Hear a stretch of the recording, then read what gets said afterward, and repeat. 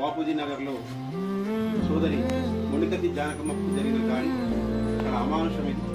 ఎందుకంటే దేశానికి స్వాతంత్రం వచ్చి 70 సంవత్సరాలు అయిపోయిన తర్వాత చట్టాలు ఈ ప్రజాస్వామ్యం ప్రజల యొక్క చైతన్యమై విద్యావంతులై అందరు ఉన్నాక అన్ని అవగాహన ఉన్నాక కూడా ఒక దుర్మార్గంగా ఒక మహిళ మీద విచక్షణ రహితంగా భార్య పడుతుంది ఆ స్వప్నారెడ్డి ఆ స్త్రీలు ఇద్దరు దాడి చేయడం అనేది చాలా దుర్మార్గం ఇది.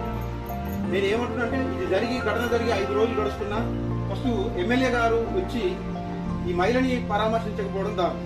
ఎందుకంటే కనపడాలి, కంటికి కనపడాలి. నువ్వు ఎమ్మెల్యే అంటే నియోజకవర్గానికి తండ్రి నువ్వు ఓ మహిళ మీద అదే నీ రెడ్డి కులస్తుల మీద ఓ రెడ్డి మహిళ మీద దాడి జరిగితే గొప్పపోయిన వాళ్ళు ఇంత ఈ సంఘాలు మొత్తం అన్ని సంఘాలు కూడా సామాజిక సంస్థలు అందరూ కూడా ఈ సంఘీభావంలో వచ్చి పోతుంటే రాకపోవడం దుర్మార్గం. మాజీ ఎమ్మెల్యే కూడా తక్షణం రావాలి. ఇక్కడ అసలు ఏం జరుగుతుందో కేసుని ఎమ్మెల్యే గారు అడిగి తెలుసుకోవాలి, డిఎస్పీ గారితో మాట్లాడాలి. మాకు నమ్మకం ఉంది డిఎస్పీ గారు చేస్తారని చెప్పి అనే విషయం కూడా తెలిసింది. కాబట్టి ఒకవేళ ఇది జరగకపోతే దీన్ని ప్రజా ఉద్యమం చేస్తాం, రాష్ట్ర స్థాయి ఉద్యమంగా ఇది మారుతుంది. కాబట్టి ఏదైతే జరిగిందో ఈ సోదరికి అన్యాయం ఖచ్చితంగా అతని మీద అటెంప్ట్ టు మర్డర్ నమోదు కావాలి, అట్రాసిటీ కేసు నమోదు కావాలి. నిందితుడు దర్జాగా మిర్యాలగూడలో తిరుగుతున్నాడని చెప్పేసి ఎంతో మంది చెప్తున్నారు. ఇది దారుణం. వారిని తక్షణం అని అరెస్ట్ చేయాల్సిందే. అరెస్ట్ చేసి ప్రభుత్వం చిత్తశుద్ధి నిరూపించుకోవాలి. లేకపోతే ప్రజా ఉద్యమంగా దీన్ని మనిషి ప్రతిఘటన ఎదుర్కోవాల్సి వస్తుందని ఈ సందర్భంగా తెలియజేస్తున్నాను. జై